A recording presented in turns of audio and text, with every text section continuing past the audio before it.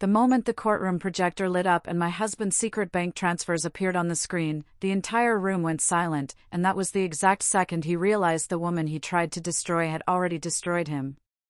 My name is Elena. 5 years ago, I thought I had the perfect life in Austin, Texas. A comfortable home. A successful husband. A future that looked stable and safe. My husband, Mark, was a financial consultant. Calm. Intelligent. Confident. People trusted him with their money. Including me. I worked as a freelance graphic designer from home. My work was flexible, so I handled most of the house responsibilities while Mark focused on his career. I believed in teamwork. I believed in marriage. And I believed in him. For 7 years, I supported everything he did. When he stayed late at work, I trusted him. When he said he was traveling for clients, I packed his bags and kissed him goodbye. Friends told me how lucky I was. Mark adores you, they said. And for a long time, I believed that too. But looking back now, I realize something. The biggest betrayals don't start with explosions. They start with silence. Small changes. Late nights. Cold conversations. And the quiet feeling that something in your life is slowly slipping away, but you can't prove it yet. The first crack appeared when Mark suddenly became obsessed with our finances. One evening he sat me down at the kitchen table with a stack of papers.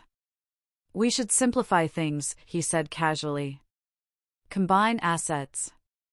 Move things under my management. It's safer." It sounded logical. After all, he was the finance expert. So I signed. Our savings. Our investments. Even the house paperwork. Everything slowly shifted under his control. At the time, I thought we were planning for our future. But a few weeks later, something strange happened. My debit card declined at a grocery store. I laughed nervously and tried again. Declined. When I called Mark, he sounded irritated. "Must be a bank error," he said quickly. But the same thing happened the next day. And the next. Then one morning, I checked our joint account. It was empty. Completely empty. When I confronted Mark that night, he didn't even look surprised. He just leaned against the kitchen counter and sighed like I was inconveniencing him. "I moved the funds," he said calmly. "For investment purposes." "Everything?" "Yes." Something in my chest tightened. But the real betrayal came 2 weeks later. When I received a letter from a lawyer. Divorce papers. And a claim stating that I had no financial ownership of our home or savings. 7 years of marriage. And suddenly I was legally broke. That night, I sat on the floor of our bedroom surrounded by the life we had built together. Photos. Bills. Memories. And the realization that the man I trusted had carefully planned to leave me with nothing. I cried harder than I ever had in my life. 4 hours. At one point I actually considered signing the papers just to end the humiliation. But something stopped me. A memory. 3 years earlier, Mark had asked me to help design promotional materials for his financial firm. During that project, he had given me temporary access to several company files and transaction reports. At the time, I didn't pay much attention. But suddenly I remembered something strange. Certain transfers. Large ones. Quiet ones. And always sent late at night.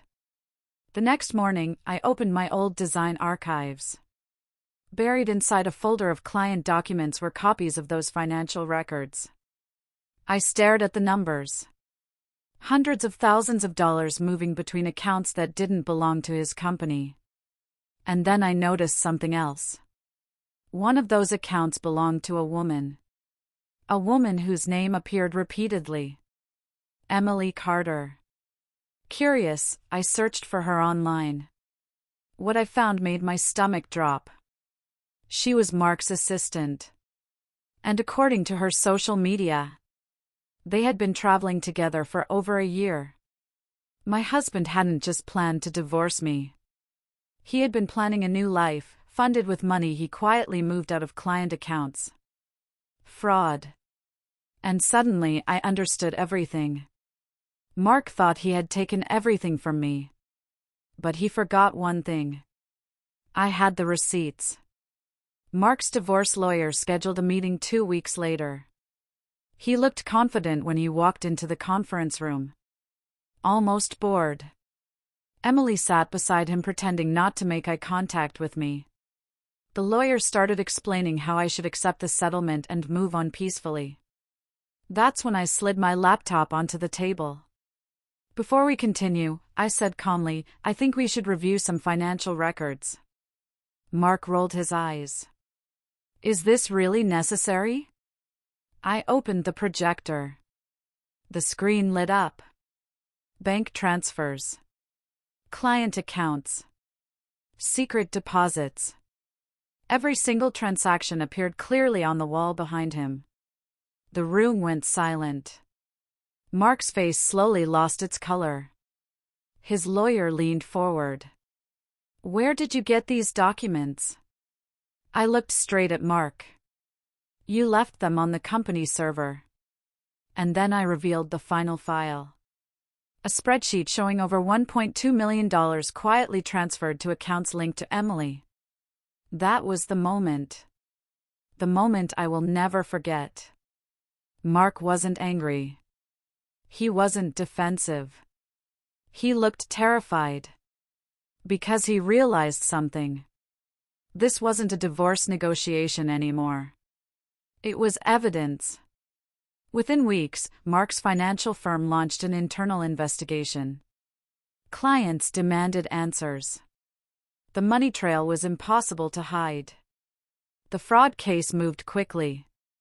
Emily disappeared from social media overnight. And Mark? He didn't just lose the divorce. He lost everything he tried to steal. The house was frozen under legal review. His accounts were investigated. His professional license was suspended. And the divorce settlement that once left me with nothing suddenly looked very different. Because the court recognized something important. I hadn't been a careless spouse. I had been a victim of financial deception. The judge awarded me a significant portion of the remaining assets. But the truth is, the money wasn't the real victory. The real victory was the moment Mark realized his carefully planned betrayal had exposed his entire life. Sometimes revenge isn't loud. Sometimes it's quiet. A document. A truth. A screen lighting up in a silent courtroom. And the person who tried to erase you realizing you were never powerless. If this story moved you, shocked you, or reminded you that truth always finds its way to the surface, please take a moment to support our channel. Like this video, share it with someone who loves powerful real-life stories, and subscribe to Revenge Uncut. Every single subscription helps us grow and brings us one step closer to our goal of 1,000 subscribers. Your support truly means the world to us. And don't forget to leave a comment below. We read every single one, and your thoughts, opinions, and reactions inspire the stories we continue to tell.